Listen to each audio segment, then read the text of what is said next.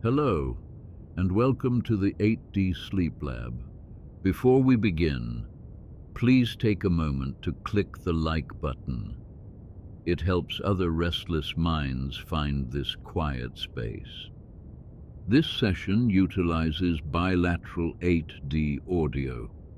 For the full hypnotic effect of the heavy machinery moving around you, headphones are recommended. Now, let go of the day.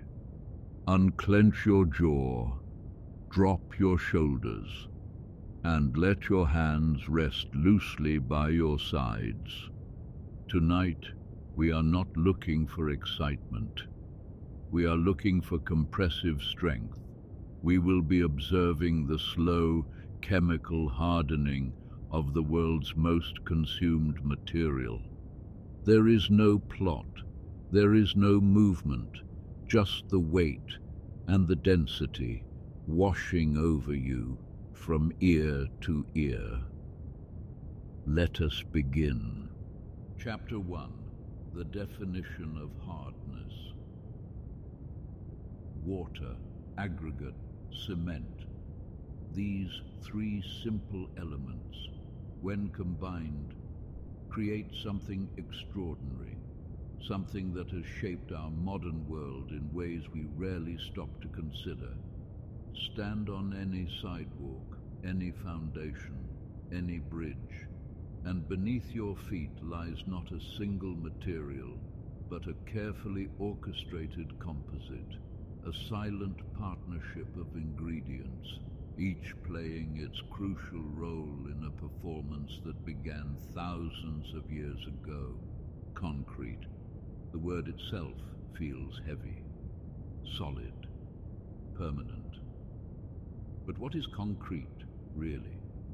Strip away our assumptions, our casual familiarity with this ubiquitous grey surface, and you'll find something far more complex than most people imagine.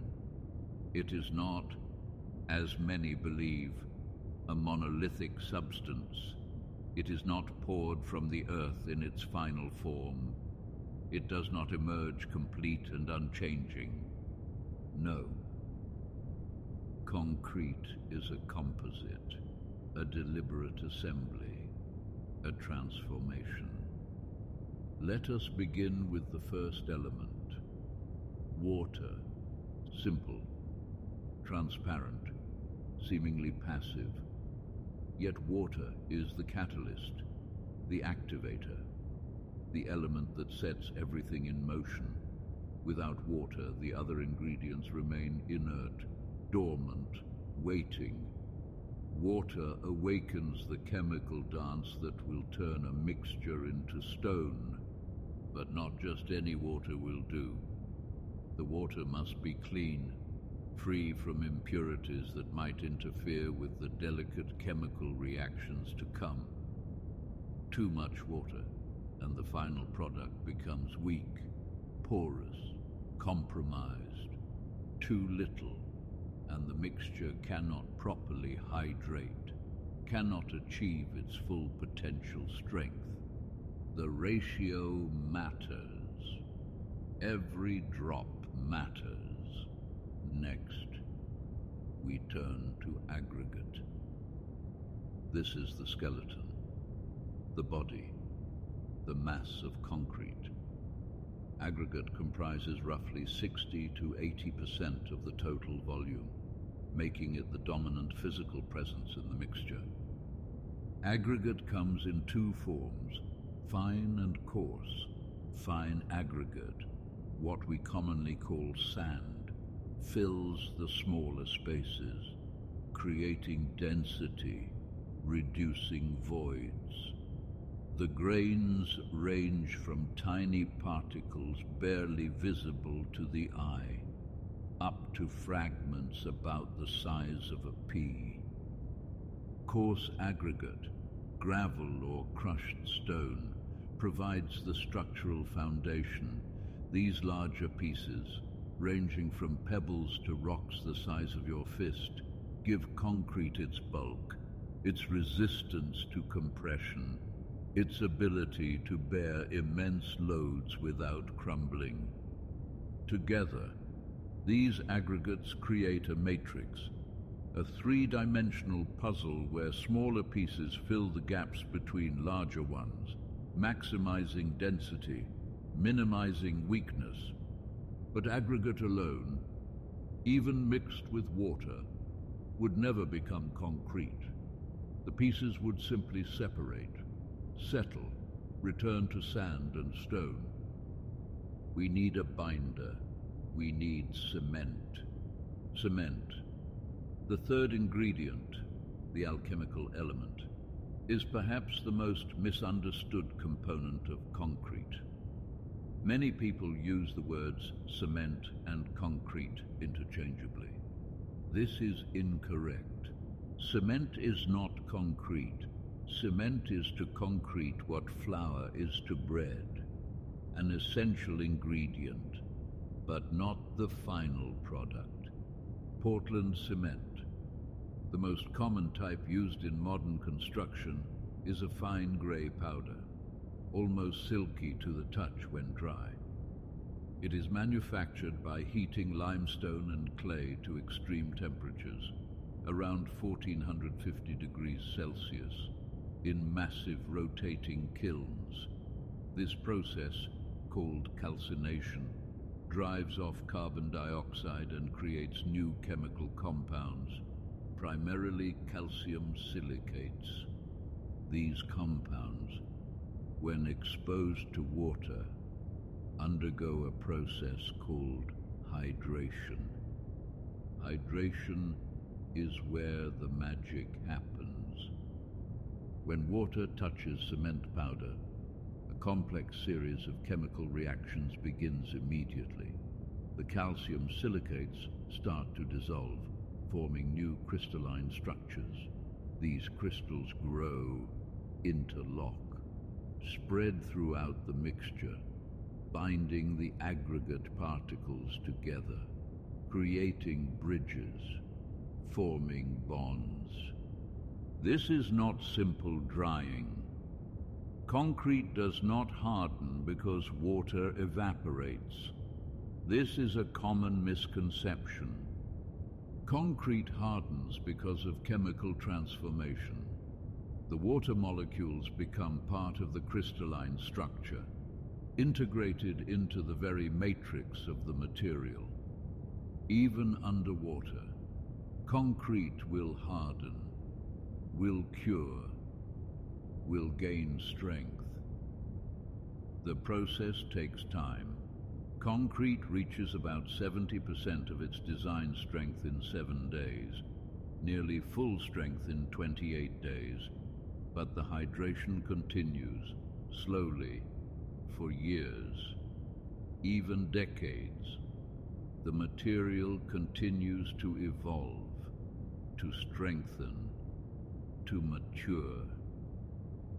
Now, imagine these three ingredients coming together: water flowing into the mixer, aggregate tumbling, colliding, distributing itself throughout the liquid, cement powder dispersing, coating every surface, seeking water molecules, beginning its chemical awakening. The mixture churns, rotates, ensures uniformity. Every aggregate particle must be coated with cement paste. Every space must be filled. Every potential weakness must be addressed. Then, the transformation begins. As the concrete is placed, as it fills its forms, as it settles into its final shape, the hydration intensifies. The mixture starts to stiffen, not from drying, but from the growing network of crystals, interlocking, hardening, binding everything together. What was fluid becomes solid. What was separate becomes unified. What was temporary becomes permanent. This is the definition of hardness in concrete, not mere rigidity, but the result of countless chemical bonds. Millions upon millions of crystalline connections. A composite material that is somehow greater than the sum of its parts. Walk across that ancient sidewalk now, that grey, unmoving surface, cold beneath your feet. It seems simple, unremarkable, ordinary. But beneath that surface, frozen in that grey expanse, is a testament to human ingenuity, a material that has built our cities, supported our structures, carried our weight for generations. Water, aggregate, cement. 3 ingredients, combined with precision, transformed through chemistry, becoming something that defines our built environment. This is concrete. This is hardness. And this is only the beginning of the story. Chapter 2. The Quarry of Silence. We leave the desert behind and venture into a different kind of stillness, the limestone quarry. It stretches before us like an open wound in the earth, vast, pale, and silent in a way that feels almost sacred. The air here is thick with dust, a fine white powder that clings to everything, turning the world into a monochrome painting. This is not the golden silence of sand dunes, but the grey silence of ancient seabeds torn from their rest. Here, in this quarry, we find the second essential ingredient for glass: calcium carbonate, limestone, the stone that once lay beneath prehistoric oceans. Walk with me now, closer to the quarry face. The walls rise like cliffs, layered in bands of cream and grey, each stratum a chapter in Earth's history. Some of these rocks are 300 million years old, formed when shallow seas covered what is now dry land, when the continents themselves were arranged differently in the great planetary dance. Touch the stone, if you can imagine it. It feels cool, slightly rough, chalky even. But look closer, much closer, and you begin to see them. The fossils, tiny spirals frozen in stone, ancient shells, the delicate remains of crinoids, those flower-like creatures that swayed in currents long before the first tree ever grew. Each piece of limestone is a graveyard, a compressed monument to countless billions of marine organisms that lived, died, and drifted down to the seafloor across millions of years.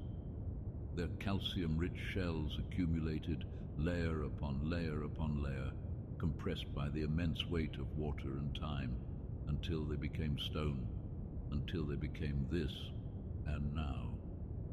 We are here to take them. The excavation begins early in the morning, when the dust is at its calmest. The workers arrive before dawn, their vehicles kicking up pale clouds that glow in the half-light. There is a ritual quality to their movements, methodical, practiced, respectful even. They understand, perhaps unconsciously, that they are disturbing something ancient. First comes the drilling. A massive drill rig positions itself against the quarry face, its bit as thick as a man's torso. The machine groans to life, and the drilling begins. A grinding, relentless sound that echoes off the quarry walls. It bores deep into the limestone, creating holes that will soon be packed with explosives. But most of the work here is slower, quieter, more deliberate. Watch now as the excavator approaches. Its metal tracks clank rhythmically against the stone, a mechanical heartbeat in this place of silence. The operator sits high in the cab, surrounded by levers and screens, his movements precise as he positions the enormous bucket against the rock face. Then, the sound. Thud. The bucket strikes stone, not violently, but with purpose. The impact reverberates through the quarry, a deep, resonant note that you feel in your chest as much as hear with your ears. Thud. Again. The bucket pulls back and strikes once more. Chunks of limestone crack and tumble, each piece carrying within it those ancient lives, those microscopic shells now reduced to the mineral building blocks we need. Thud, thud, thud. The rhythm is hypnotic, almost meditative. Rock meeting rock, metal meeting stone, the percussion of industry playing out in slow, heavy beats. There is something primordial about this sound, as if we have returned to the very beginning of human technology, when our ancestors first struck stones together and discovered that breaking things could be a form of creation. Between each impact, listen to the silence that follows. In that brief pause, you can hear the settling of dust, the distant call of a bird that has made its home in the quarry's austere landscape. The wind moving across the exposed rock face like breath across bone. The fallen limestone is gathered now, loaded into dump trucks that groan under the weight. Each truck carries tons of this ancient seafloor, compacted time itself, heading toward the crushers where the stone will be broken down further still. But before we follow those trucks, kneel down here with me. Pick up a fragment of freshly excavated limestone. Hold it in your hand. Feel its weight, its coolness. See how the fresh break reveals a slightly different texture than the weathered surface, almost crystalline in places. Now, bring it close. Look for the fossils. They are everywhere. A tiny spiral here, no larger than a grain of rice, the shell of some ancient snail-like creature. There, a cross-section of a crinoid stem, looking like stacked coins turned to stone. And there, the delicate impression of something else, perhaps a fragment of coral or a microscopic foraminifera. Each of these creatures extracted calcium from seawater, building their protective shells one molecule at a time. They lived their small lives, died their small deaths, and settled into sediment. And then, time did its work. Pressure, heat, chemical transformation, until shell became stone. And now, we will break that stone, grind it to powder, and transform it once again. Those ancient calcium atoms will be liberated from their lithic prison, melted at extraordinary temperatures, and incorporated into glass. They will go from seashell to seafloor, to stone, to powder, to melt, to glass. From the body of a creature that swam in Paleozoic seas, to a window through which you might one day watch the rain. The trucks rumble past us now, loaded with their ancient cargo. The dust rises again in their wake, coating everything in that fine white powder. A worker waves, his face obscured by a mask. his clothing transformed to the color of bone by the limestone dust. The excavator continues its rhythmic work. Thud, thud, thud. The sound carries across the quarry, bouncing off walls, creating echoes that overlap and interfere, a conversation between present action and past reflection. It is the sound of time being broken, of deep history being brought violently into the now. And in the spaces between those impacts, in those moments of suspension before the next strike, the quarry returns to its essential silence, the silence of stone, the silence of waiting, the silence of transformation yet to come. This is the quarry.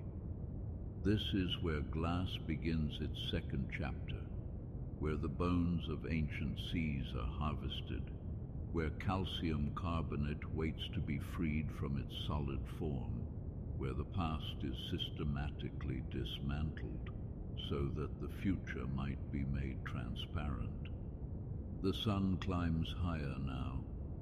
The dust glows like fog in its light, and the work continues. Thud, thud, thud.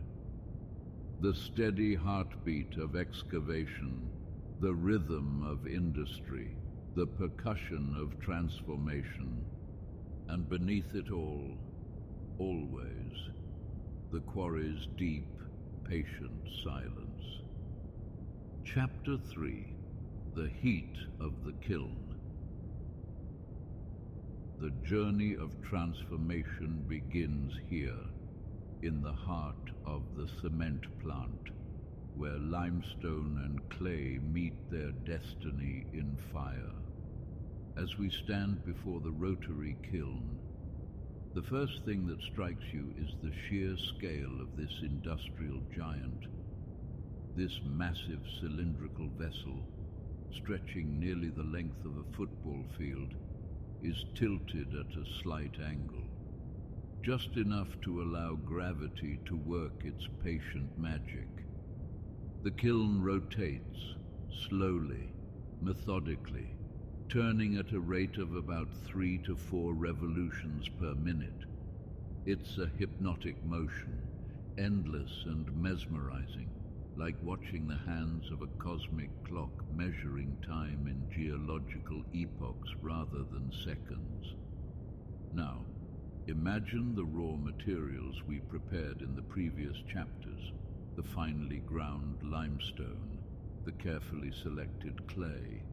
They enter the kiln at the higher end, the cooler end. If you can call 1500 degrees Celsius cool, but we're not there yet. First, they must travel. The kiln is divided into zones, each with its own purpose, its own temperature, its own role in this alchemical transformation. The materials enter what we call the preheating zone. Here, moisture that somehow survived the grinding process is driven off. The particles begin to warm, preparing for what lies ahead. As the kiln rotates, the materials tumble, a continuous churning motion that ensures every particle, every grain, receives equal exposure to the heat. Nothing is left behind. Nothing escapes the transformation. Then comes the calcining zone.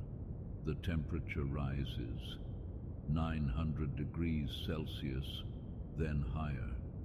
At this temperature, something remarkable happens. The calcium carbonate in the limestone begins to break down, releasing carbon dioxide into the air and leaving behind calcium oxide. This is calcination, a fundamental chemical reaction that has been known to humans for thousands of years. Yet it never ceases to be extraordinary. But we're still not at the heart. we're still ascending toward the true inferno. The materials continue their slow tumble, their gradual descent toward the flame. And now we approach the burning zone, the hottest part of the kiln, where temperatures reach 1450 degrees Celsius. Some kilns push even higher, to 1500 degrees or beyond. To put this in perspective, this is hotter than molten lava, hotter than the surface of Venus. This is heat that would vaporize almost anything organic in an instant. Heat that glows white and orange, creating a light so intense that looking directly at it without protection would damage your eyes permanently. Inside this burning zone, the chemical magic truly begins. The calcium oxide from our limestone, now free of its carbon dioxide, meets the silica and alumina from our clay. At these extreme temperatures, these materials don't just mix, they fuse. They create entirely new compounds: calcium silicates, calcium aluminates. These are the building blocks of cement, the molecules that will eventually give concrete its incredible strength. But they don't form as a liquid, not quite. Instead, they create something in between, a semi-molten state where particles begin to stick together, to agglomerate, to form small nodules. We call these nodules clinker. Clinker. The word itself sounds industrial, almost onomatopoetic, suggesting the sound these hard nodules might make as they tumble against each other, against the steel walls of the kiln. And what does clinker look like? If you could safely reach into the kiln and pull out a handful, you would see small irregular spheres, ranging from the size of a pea to the size of a marble, sometimes larger. They're dark, a deep gray color, almost black in some lighting, with a rough, porous surface. When fresh and hot, clinker glows. It radiates heat, but as it cools, it hardens into something incredibly dense and strong. This is the material that, when ground into a fine powder and mixed with water, will eventually form the cement that builds our world. The formation of clinker is not instantaneous. The materials must spend enough time in the burning zone, typically 20 to 30 minutes, tumbling in that inferno, ensuring complete reaction, ensuring that every particle has been transformed. And all the while, the kiln keeps turning, turning, turning. There's something almost meditative about watching a rotary kiln in operation. The steady rotation, the glow from the opening, the sound, a deep rumble punctuated by the occasional clatter of clinker against steel. Time seems to slow down, or perhaps speed up. It's difficult to say. The fuel that creates this tremendous heat varies. Coal has been traditional, but modern kilns might burn natural gas, petroleum coke, or even alternative fuels. Some facilities have begun using waste materials, tires, plastics, biomass. These materials burn at the right temperature, and using them helps reduce waste while producing the heat we need. The flame itself, if you could see it, is a roaring jet of fire. It shoots into the kiln from the lower end, the discharge end, creating a column of heat that extends back through the burning zone. The flame is carefully controlled, monitored constantly. Too hot, and you risk damaging the kiln's refractory lining. Too cool, and the clinker won't form properly. Speaking of the refractory lining, this is the unsung hero of the kiln. Special bricks made from materials that can withstand these extreme temperatures line the inside of the steel shell, protecting it from the heat. Without this lining, the steel would melt, would fail. The refractory must be replaced periodically, but during operation, it stands as a barrier between the inferno and the outside world.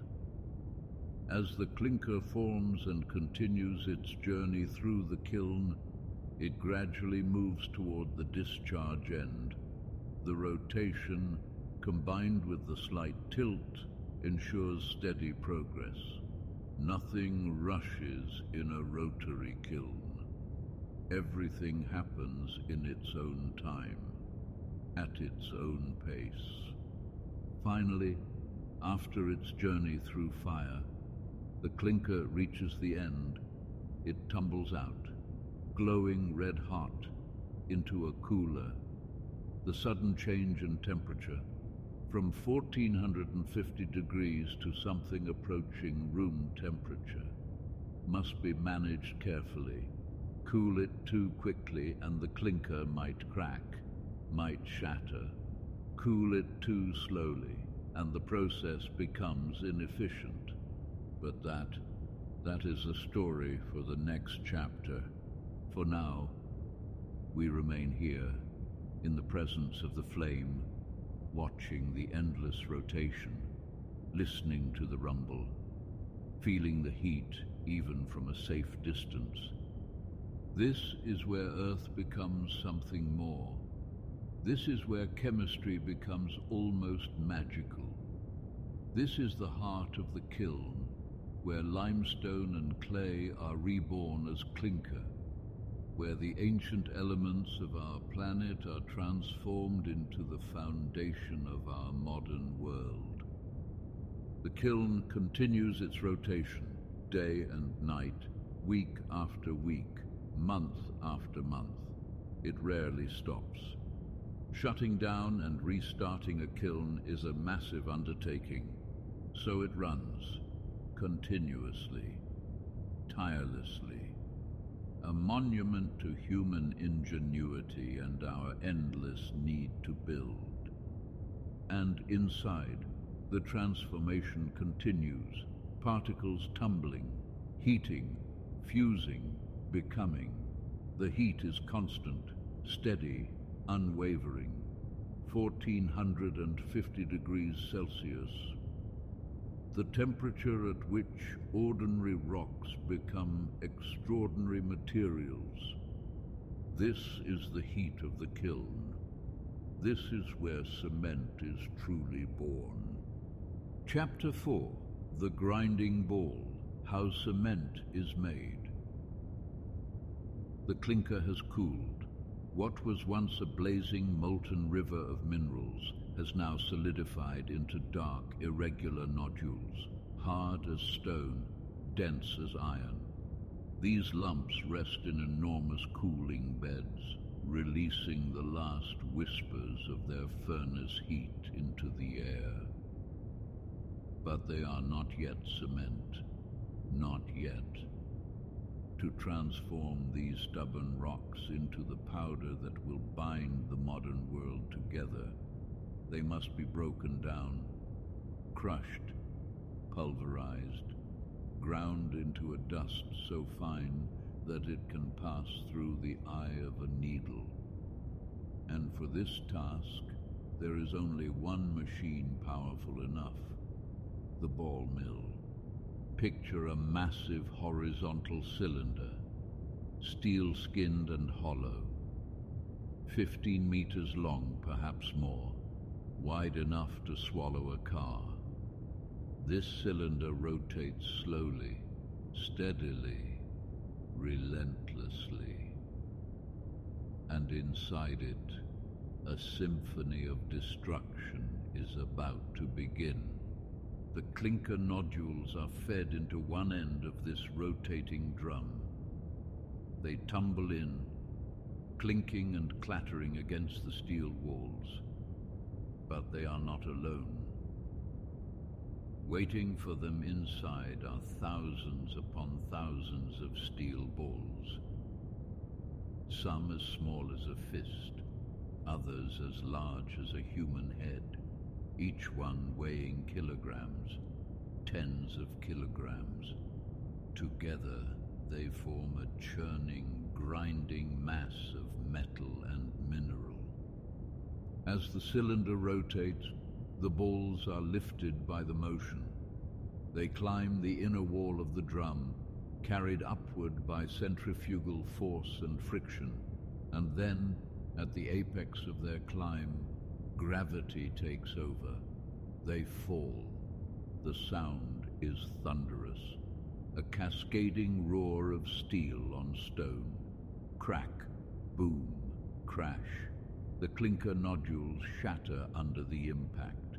Large chunks split into smaller pieces. Smaller pieces fracture into fragments. Fragments crumble into grains, and the grinding continues, hour after hour, relentlessly. The steel balls do not discriminate. They crush everything in their path.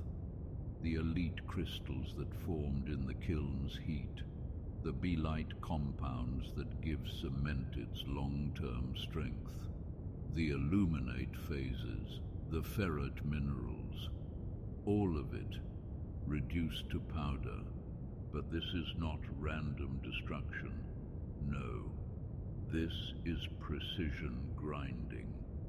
The mill operators control the speed of rotation carefully. Too fast, and the balls will simply spin against the walls, crushing nothing. Too slow, and the grinding becomes inefficient, taking days instead of hours. The sweet spot, the perfect cadence of lift and fall, that is where the magic happens. And there is another secret ingredient in this process: gypsum. A small amount, usually around 3 to 5% by weight, is added to the ball mill along with the clinker. Gypsum is calcium sulfate dihydrate, a soft crystalline mineral, and its purpose is critical. Without it, the cement would set almost instantly when mixed with water. Too fast to be useful, too fast to be worked. The gypsum acts as a regulator, a chemical brake, slowing down the hydration reaction just enough to give workers time to pour, to shape, to build. As the grinding continues, the mixture inside the ball mill transforms. What began as fist-sized chunks of clinker becomes pebbles, pebbles become sand, sand becomes silt, and silt becomes something finer still, a dust, a powder, grey, almost ghostly in its fineness. This is Portland cement, named not for the city in Oregon, but for the Isle of Portland in England, where the limestone produces a concrete that resembles the island's famous building stone. And it is fine, unimaginably fine. The particles are measured in microns. 1 micron is 1,000th of a millimeter. The average cement particle is between 10 and 50 microns across. To put that in perspective, a human hair is about 70 microns in diameter. These particles are smaller than the width of a hair, smaller than pollen grains, smaller than the dust motes you see floating in a beam of sunlight. If you could shrink yourself down and walk among these particles, you would find yourself in an alien landscape. jagged crystals, fractured planes, sharp edges and rough surfaces. Each grain is a fragment of what was once a larger crystal structure, the elite, the belite, the illuminate, all of them shattered and scattered, but their chemical composition remains, their potential remains. Locked inside each tiny particle is the memory of the furnace heat, the calcium oxide, the silicon dioxide, all of it waiting. And what are these particles waiting for? Water. They are thirsty, desperately thirsty. Their surfaces are chemically reactive, eager to bond with hydrogen and oxygen. When water finally arrives, these particles will spring to life. They will dissolve, recombine, crystallize into entirely new structures. Calcium silicate hydrates, needle-like crystals that interlock and interweave, binding sand and stone together. But for now, they wait, dry, dormant, patient. The texture of this powder is extraordinary.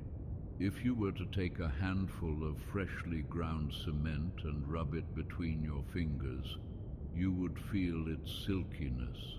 It flows almost like a liquid, yet it is entirely dry, not a drop of moisture. The fineness gives it this quality. Billions upon billions of particles, each one so small that they seem to float over one another, reducing friction to almost nothing. But look closer still. Under a microscope, the powder reveals its true nature. Those seemingly smooth grains are actually rough and angular. Their surfaces are covered in tiny pores and crevices. This roughness is important. It increases the surface area available for chemical reactions. The finer the grinding, the greater the surface area. The greater the surface area, the faster and more complete the hydration when water is added. This is why modern cements are ground so fine. This is why the ball mill runs for hours. Quality depends on fineness. Inside the ball mill, the grinding continues until the desired fineness is achieved. Engineers measure this using a device called a Blaine apparatus, which determines the specific surface area of the powder. Typical Portland cement has a Blaine fineness of about 300 to 400 square meters per kilogram. Think about that for a moment. 1 kilogram of cement, roughly the weight of a laptop computer. And yet, if you could unfold all those tiny particles and lay them flat, they would cover an area the size of a basketball court. That is the power of fineness. That is the genius of the ball mill. When the grinding is complete, the cement is discharged from the other end of the mill. It flows out like a gray river, a dry river, a river of dust.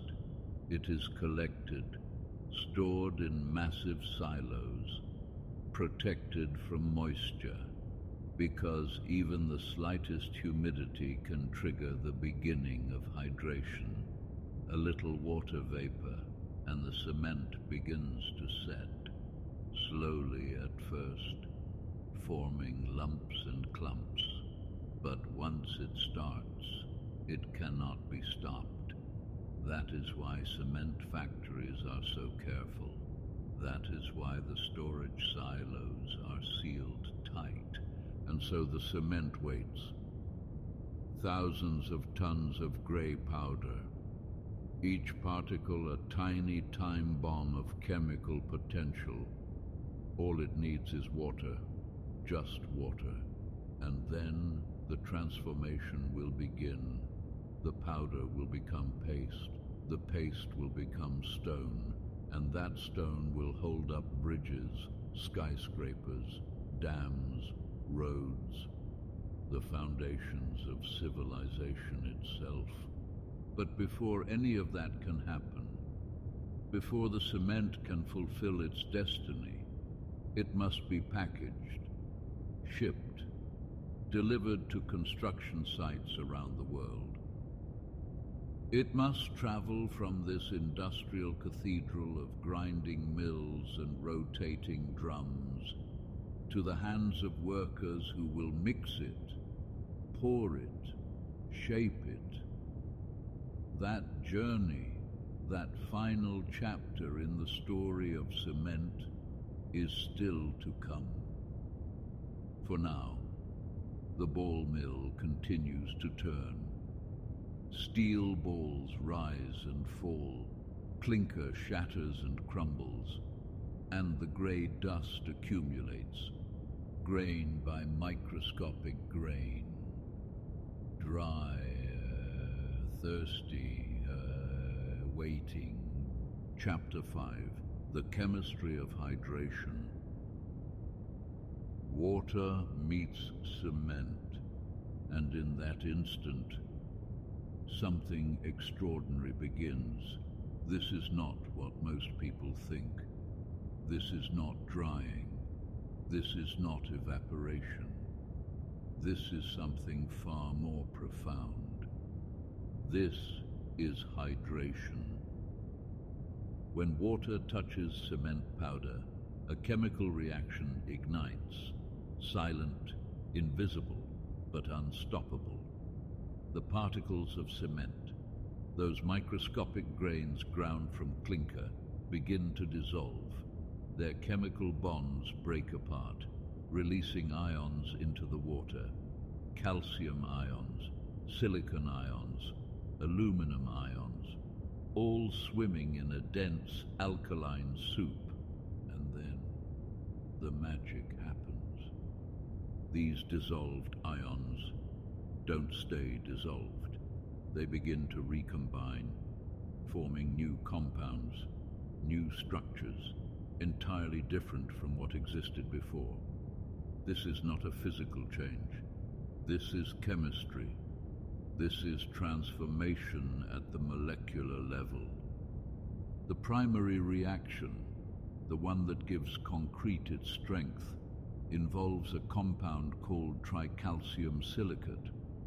When water touches this compound, it breaks down, producing calcium hydroxide, and something called calcium silicate hydrate.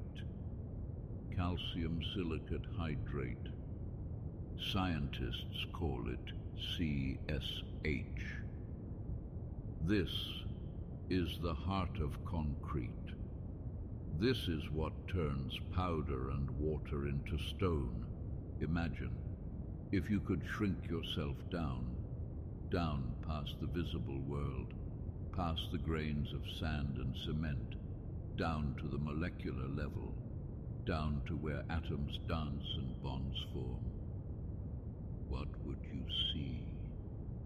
You would see a forest, not a forest of trees, but a forest of crystals, tiny, impossibly tiny, needle-like structures, growing, spreading, reaching out in every direction. Each crystal, a perfect geometric form, sharp, precise, interlocking with its neighbors. These crystals, they don't grow randomly. They grow with purpose, with direction, each one reaching into the space around it, finding other crystals, connecting, bonding, creating a three-dimensional network, an invisible scaffold. Hour by hour, the forest grows denser. More water reacts, more ions dissolve, more crystals form. The spaces between the original cement grains, once filled with water, begin to fill with this crystalline structure, this interlocking matrix, this microscopic architecture of strength. And here's what's crucial to understand. The water is not evaporating, it is not drying out, it is being consumed, chemically bound, incorporated into the crystal structure itself. Each molecule of water becomes part of the calcium silicate hydrate, part of the stone. This is why concrete must be kept wet during curing. This is why construction workers spray water on fresh concrete, cover it with plastic, keep it moist for days, because the reaction needs water. Without water, the crystals stop growing, the forest stops spreading, and the concrete never reaches its full strength. The reaction is exothermic. It releases heat. Touch a freshly poured concrete slab, and you might feel it.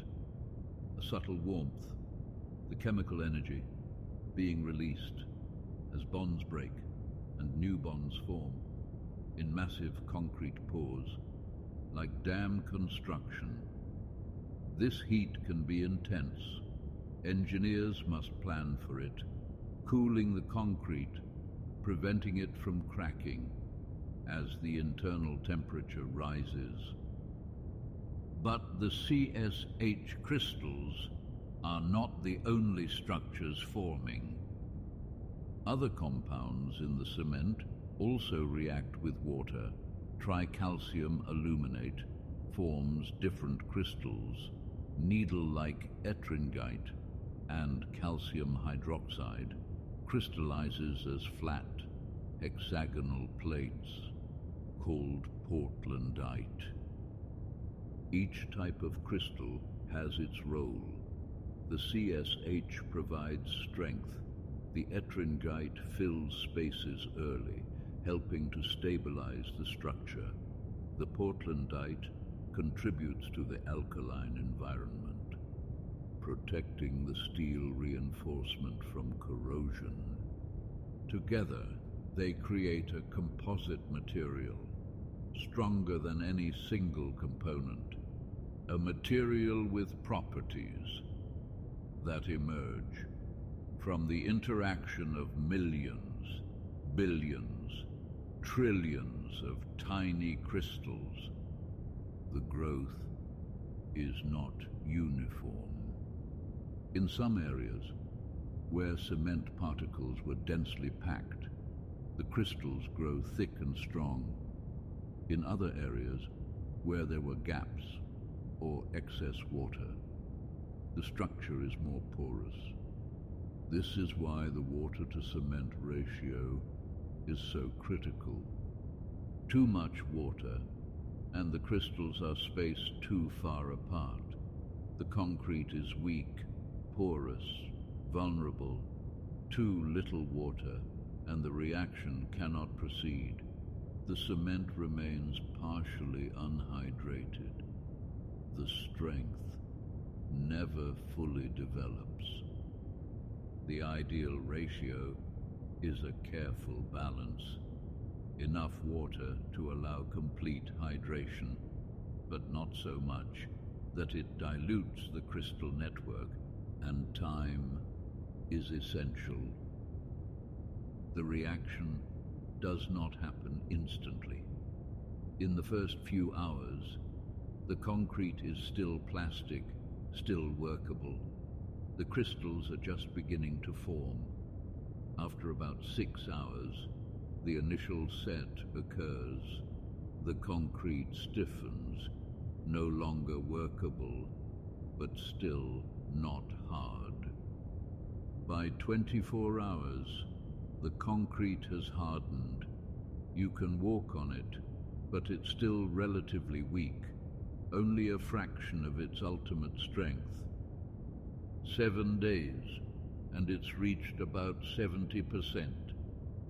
28 days, the standard testing age, and it's at full design strength. But even then, the reaction continues. For months, even years, the crystals keep growing, the structure keeps densifying, the concrete keeps getting stronger. This slow, patient, relentless transformation is what makes concrete unique.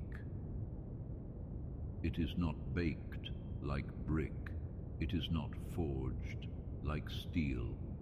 It transforms at room temperature through chemistry alone, through the simple, elegant, profound reaction between water and stone. At the microscopic level, the concrete is a landscape. Imagine zooming in with an electron microscope. You would see the unreacted cores of cement grains, still intact, surrounded by the dense, fibrous mat of CSH crystals. You would see the plate-like calcium hydroxide crystals, the needle-like yttringite, all interwoven, all connected. You would see pores, tiny voids, where water once was. Some pores are microscopic, others barely nanometers across. The smaller the pores, the stronger the concrete. The more connected the crystal network, the more durable. And if you could watch over time, you would see the forest growing, crystals extending, meeting, fusing, the pores shrinking, the structure densifying, a slow-motion crystallization, turning liquid into solid, turning powder into stone. This is the invisible miracle happening in every concrete structure. Every sidewalk, every bridge, every building was once a liquid chemical reaction, and that reaction transformed it, molecule by molecule, crystal by crystal, into the solid form. We walk on, drive on, live in. The chemistry of hydration is not just a scientific curiosity. It is the foundation, literally, of our modern world. Understanding it allows us to engineer better concrete, stronger, more durable, more sustainable. We can add admixtures to speed the reaction or slow it down. We can use supplementary materials like fly ash or slag to create different crystal structures, different properties. We can create self-healing concrete that uses bacteria to produce more crystals, filling cracks as they form. We can create ultra-high performance concrete with crystals so densely packed. It's almost as strong as steel. All of this is possible because we understand the chemistry. We understand that water and cement are not passive ingredients. They are active participants in a chemical dance, a transformation that has been happening for thousands of years, since the Romans, since the Egyptians, and continues today in every concrete pore everywhere on Earth. The silent forest keeps growing. The invisible crystals keep spreading, and powder and water keep turning into stone. Chapter 6. The slow rotation, how glass is made. The journey has begun. Inside the massive rotating drum of the mixer truck, something extraordinary is happening. The freshly combined concrete sits in its vessel, no longer static, no longer merely resting. It is in motion, constant, deliberate, hypnotic motion. Picture the drum from the outside first. This giant steel cylinder, mounted at an angle on the chassis of the truck, begins its slow, methodical rotation. The angle is crucial, typically tilted between 10 and 15 degrees from horizontal. This isn't arbitrary. This precise inclination serves a vital purpose. It keeps the concrete from separating, from settling into distinct layers of water, cement, sand, and aggregate. Now let's move inside. Within this rotating chamber, spiral blades line the interior walls, like the threads of an enormous screw. These aren't simple flat paddles.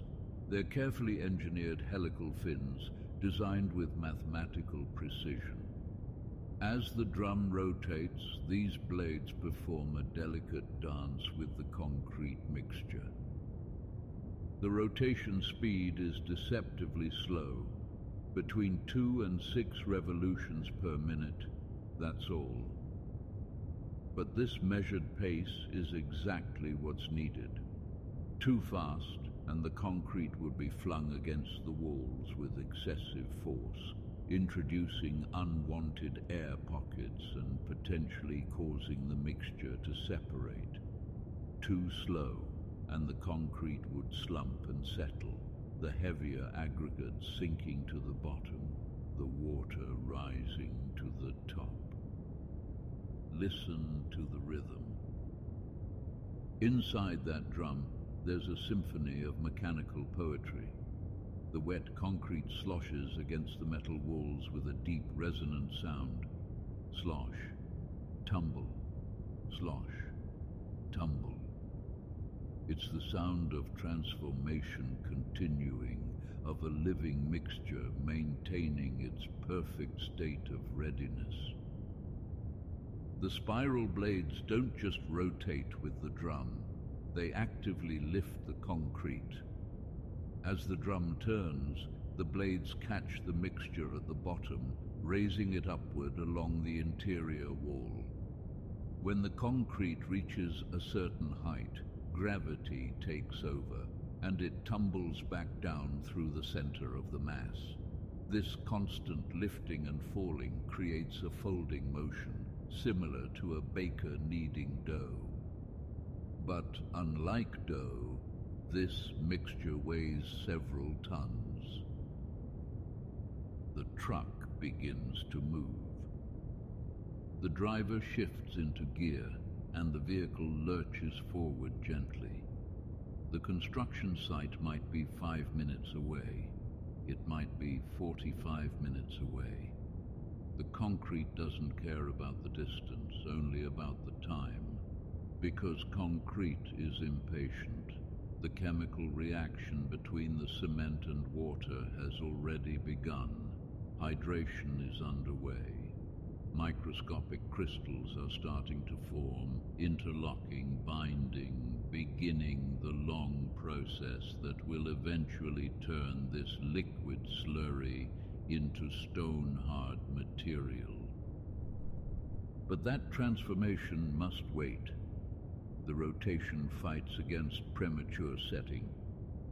Every revolution disrupts those forming crystal structures, keeping them from linking together too soon. The concrete must remain workable, pourable, moldable. It must arrive at the construction site in the same perfect state it left the plant. The rotation is its life support system. Feel the weight. Inside that drum, there might be 8 cubic yards of concrete.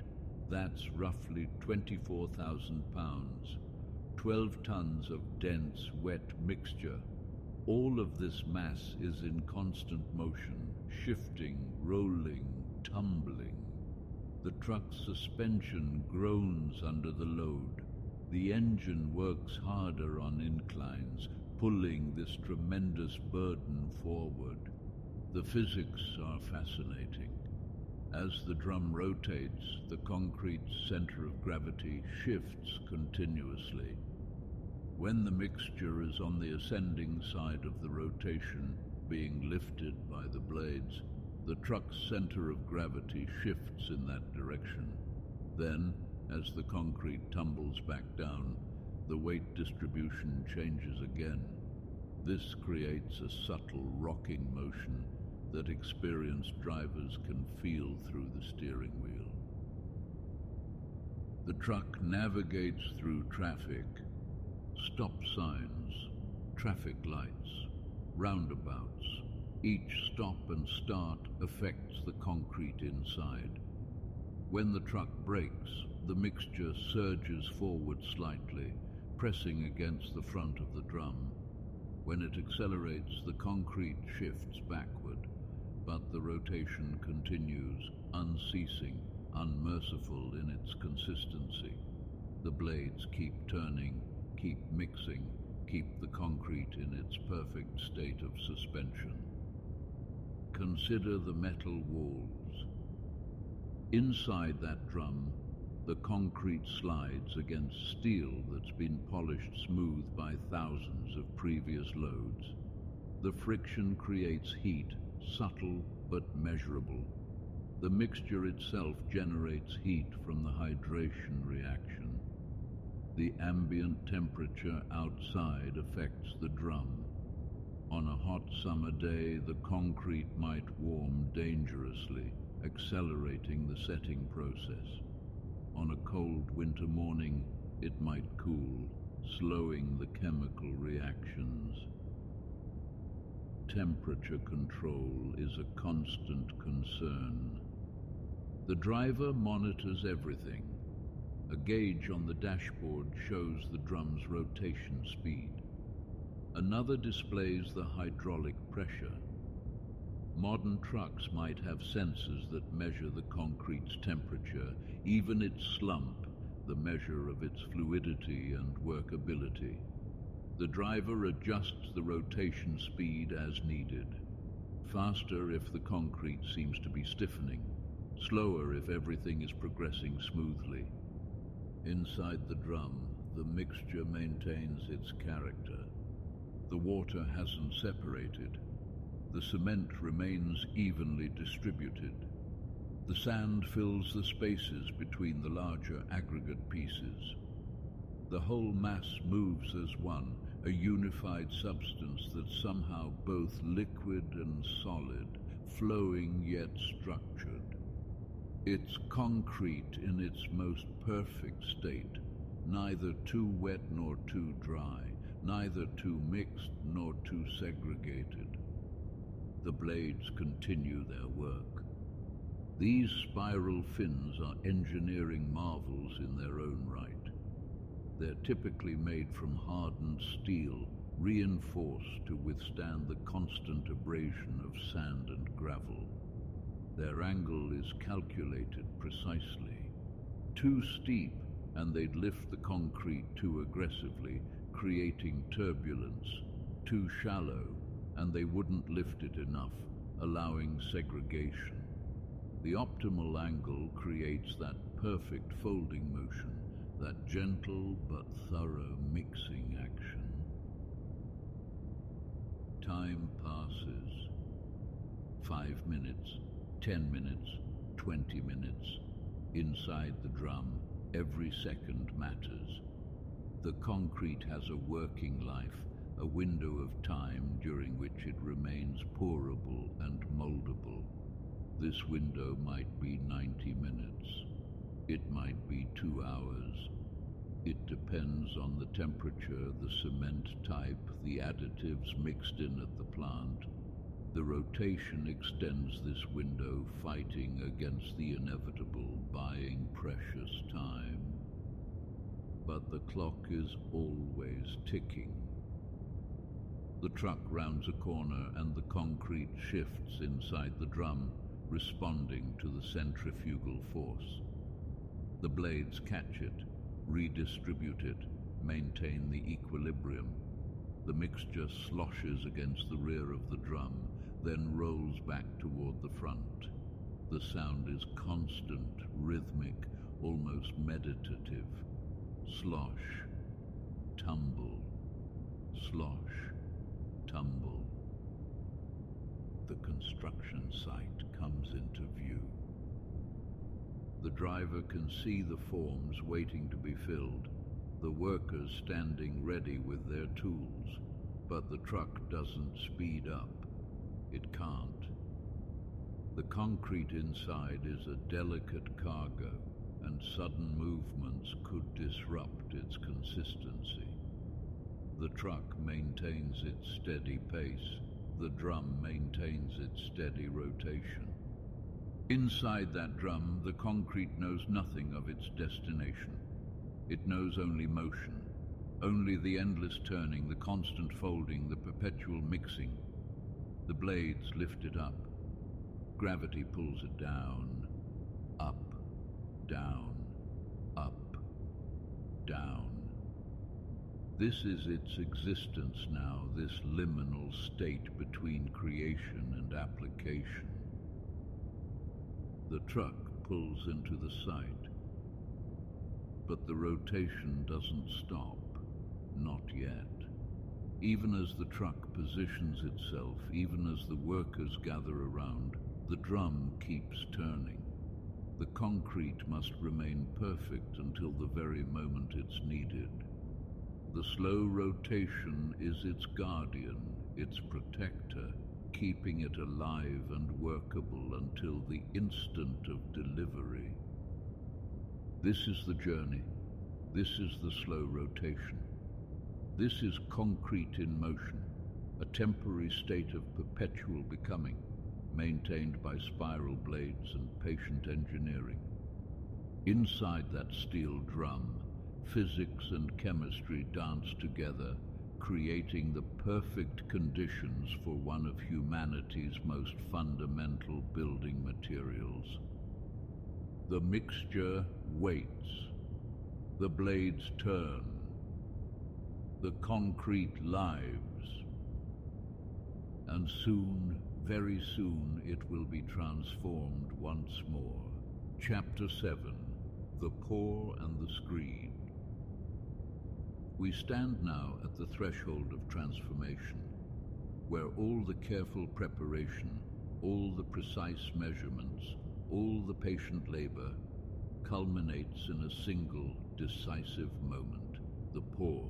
Before us, the wooden formwork stands ready, its geometric skeleton waiting to give shape to something that exists for now only as potential, as a swirling mixture in the drum of the concrete mixer. The air is thick with anticipation, and the faint smell of wet cement hangs heavy, almost metallic, coating the back of your throat. The mixer continues its relentless rotation, churning, folding, blending, ensuring that every particle of cement is hydrated, every grain of sand is suspended, every piece of aggregate is evenly distributed throughout the mass.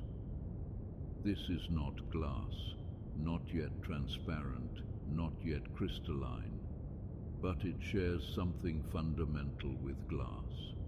It is a material caught between states, neither fully solid nor truly liquid. The foreman raises his hand, a signal. The mixer begins to tilt, slowly at first. The drum rotates on its axis, and then we see it. The first thick ribbon of concrete begins to emerge from the opening. It doesn't splash. It doesn't run like water. Instead, it flows, heavy, dense, viscous, like molten earth itself. Like lava, yes, but colder, slower, more controlled. This is liquid stone, millions of particles held in suspension, billions of microscopic interactions happening simultaneously as the mixture pours forth. It catches the light strangely, its surface wet and gleaming yet opaque, concealing its true nature beneath a grey, unreflective skin. The first surge hits the formwork, and the sound is remarkable, a deep, wet thud, followed by a softer rushing as the concrete begins to spread, seeking every corner, every crevice, every void in the wooden framework we've so carefully constructed. Watch how it moves. Unlike water, which races to fill a space, concrete flows with deliberation, with weight, with purpose. It pushes forward, thick and relentless, filling the formwork from bottom to top, from corner to corner.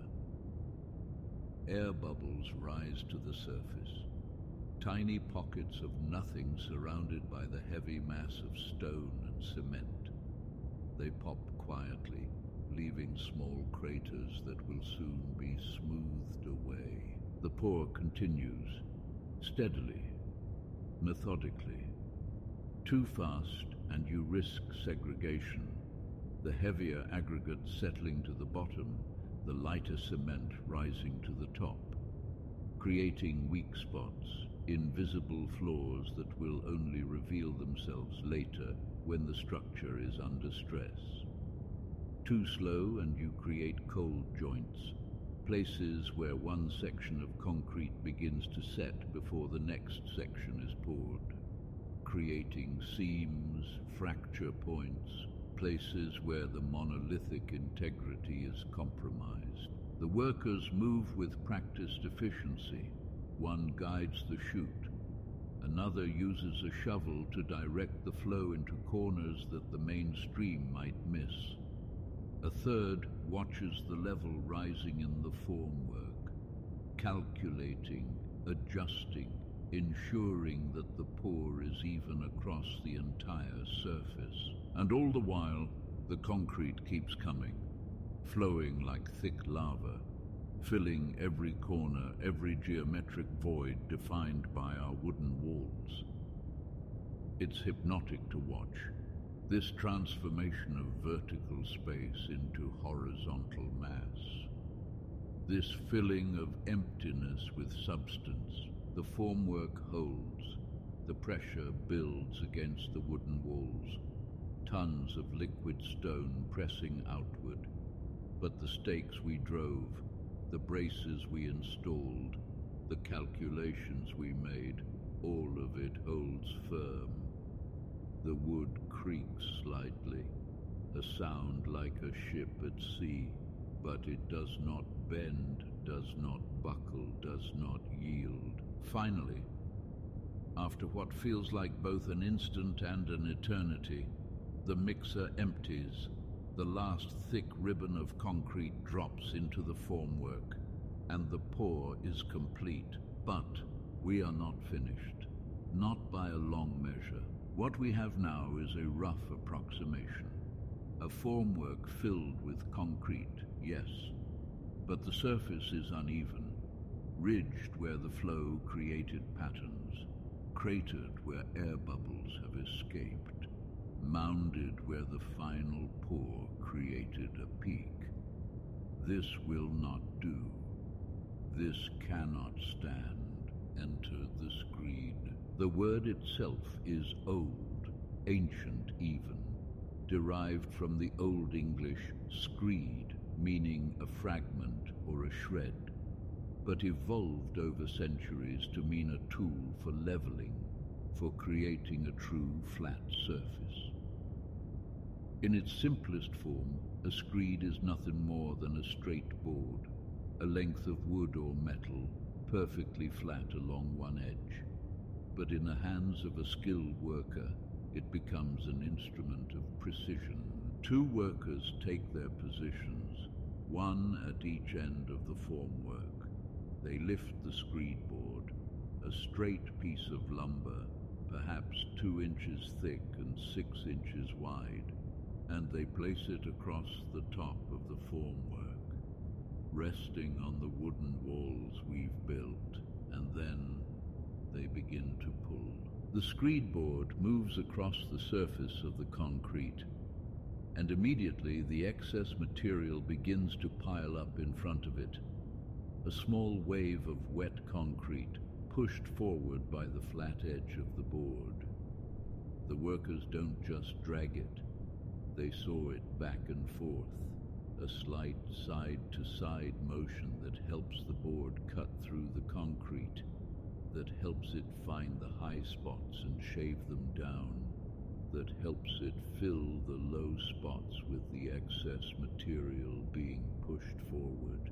It's physical work, demanding work, requiring strength in the arms and shoulders, but also requiring finesse, touch, sensitivity. Press too hard, and the screed digs too deep, leaving the surface too low, creating a depression that will be visible in the finished slab. Press too lightly, and the screed skips over the high spots, leaving bumps and ridges that will mar the final surface. Smooth, they pull, soaring gently back and forth, watching the concrete respond to the passage of the board. Where there was roughness, there is now smoothness. Where there was unevenness, there is now level. Where there was chaos, there is now order. The excess concrete piles up, and workers with shovels scoop it away, moving it to areas that need more material or carrying it off entirely if there's too much. Nothing is wasted.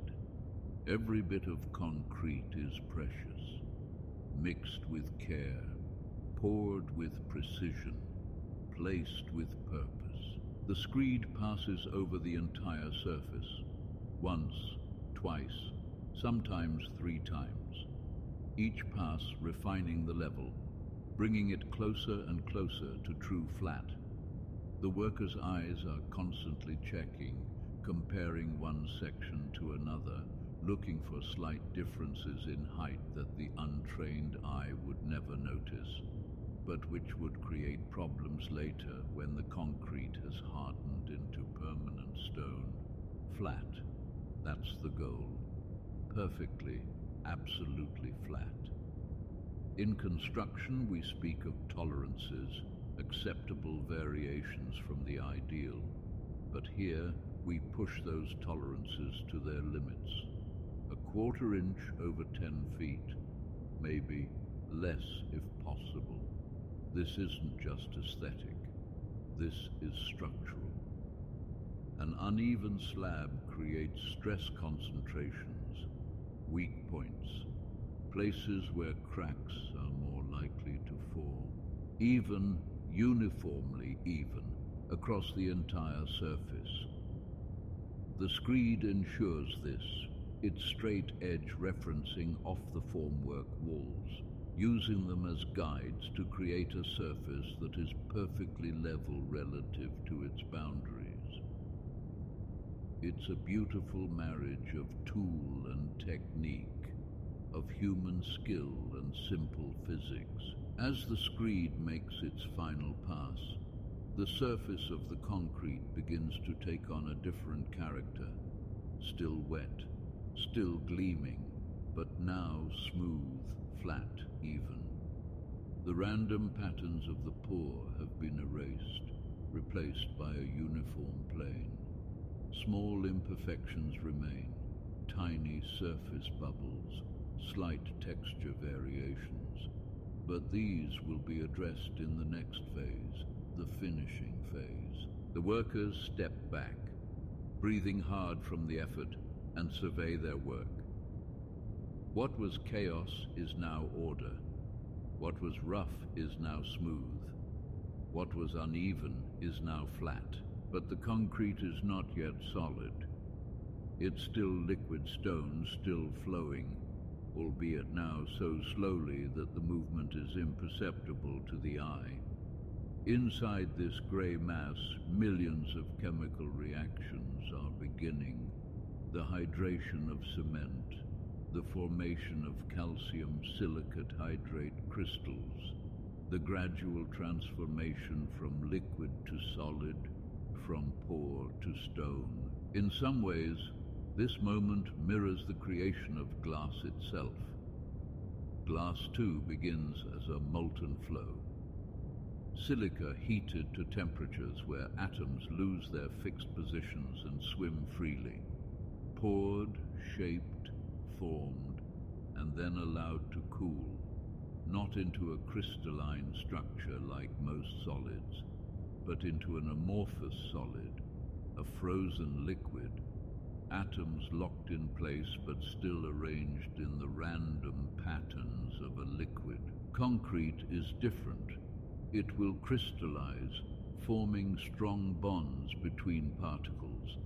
But in this moment, watching the screeded surface glisten in the light, it's easy to see the connection. Both materials caught between states, both shaped by human hands, both transformed from liquid chaos into solid order. The pour is complete. The screed has passed. Now begins the waiting, the curing, the slow transformation that will turn this liquid stone into something permanent, something strong, something capable. Chapter 8, The Eternal Cure. Script for text-to-speech, 11 labs compatible. The work is done. The forms have been stripped away. The tools have been cleaned and stored. The workers have left the site, and now the concrete sits alone. It rests in the cooling air of evening, quiet, motionless, complete. But its transformation is far from over. What we see before us is a perfect, smooth grey slab. Its surface is unblemished, flawless, like polished stone. The color is uniform, a soft pale grey, neither dark nor light, but somewhere in between, existing in that timeless space that concrete claims as its own. Touch it now, and you will feel coolness, firmness, solidity. It seems complete, it seems finished, but this is only the beginning. Because concrete, unlike almost anything else we build with, does not stop changing when we stop working on it. The chemical dance that began when water first touched cement, that dance continues. It slows, yes, but it does not stop. This is the eternal cure. In the first hours after placement, the concrete gained most of its strength. The initial set, the hardening, the development of those crystalline bonds between cement particles. All of this happened quickly, dramatically. Within 24 hours, the concrete could support weight. Within 7 days, it reached what engineers call its design strength. Within 28 days, it was considered fully cured for practical purposes. But that is not the end of the story. Because deep within this grey mass, in spaces too small for the eye to see, in pores and gaps between particles, moisture still exists.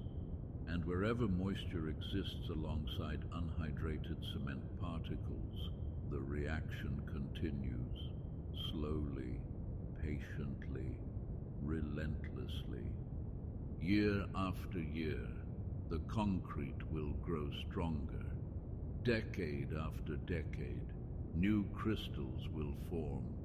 The internal structure will densify, compact, become more and more solid.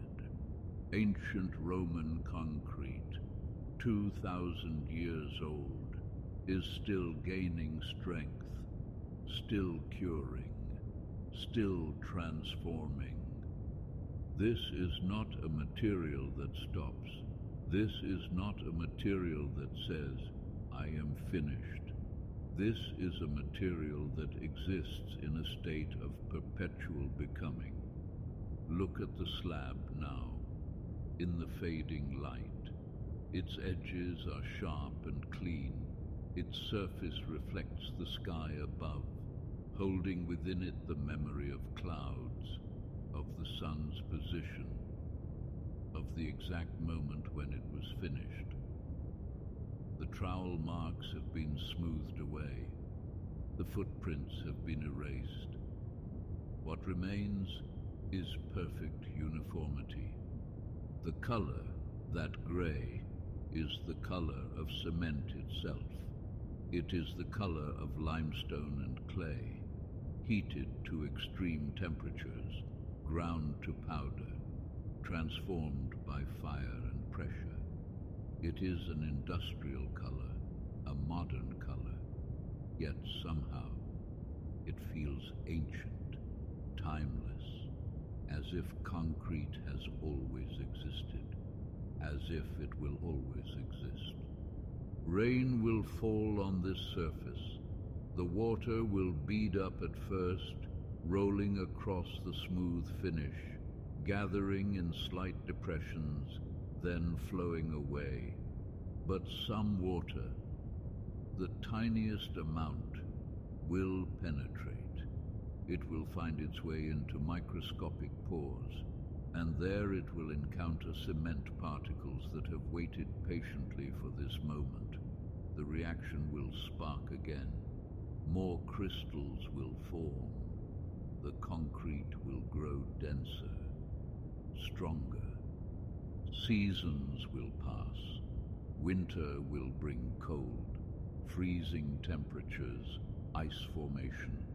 The concrete will contract slightly, its molecules drawing closer together, tightening. Summer will bring heat, expansion, the gentle breathing of material responding to its environment. But it will not crack, it will not fail, because it was designed for this, mixed for this, placed for this. Years will accumulate like dust. 5 years, 10 years, 20 years.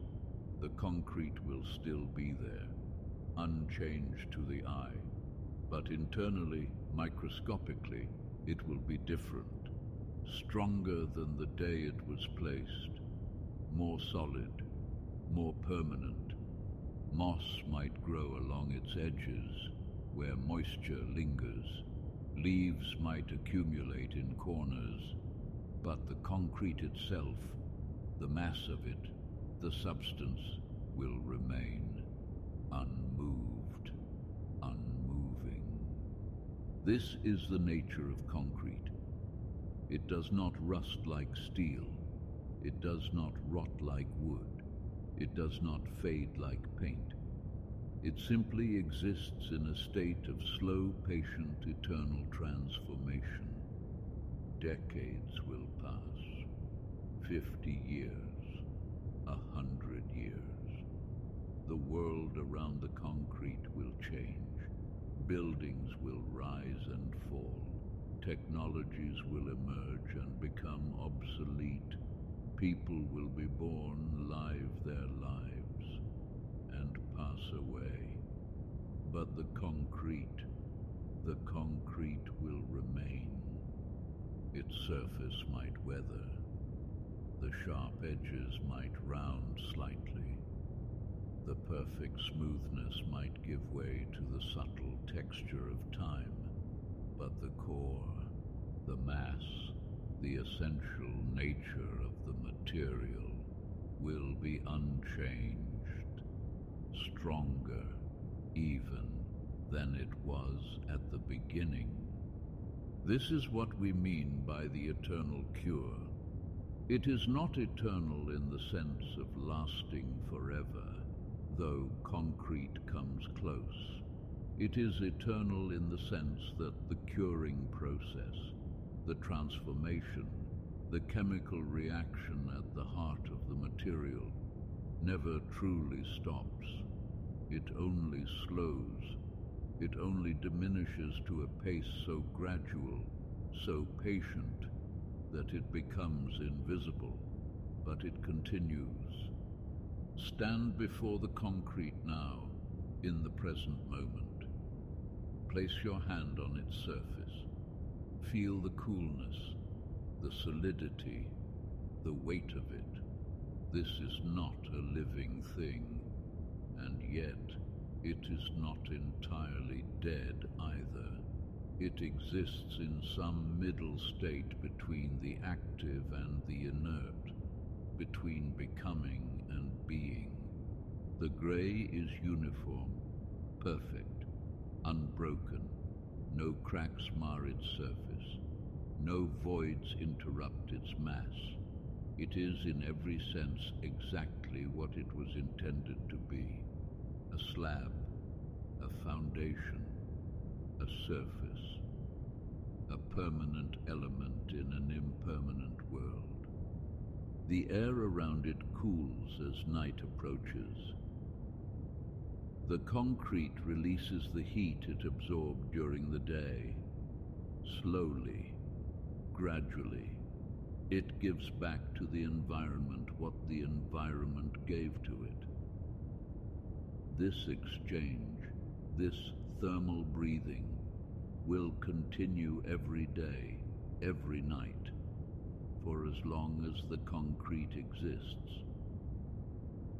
There is something deeply satisfying about this material, something that speaks to our desire for permanence, for stability, for things that last. In a world of constant change of decay and renewal of birth and death, concrete offers us something different. It offers us time, measured not in days or years, but in decades and centuries. The work is done. The concrete sits alone. It is heavy. It is still. It is silent. And it will remain for years, for decades, for centuries, perhaps. Perfect, smooth, gray, a monument to patience, a testament to permanence, a material that will outlast us all. This is concrete. This is the eternal cure.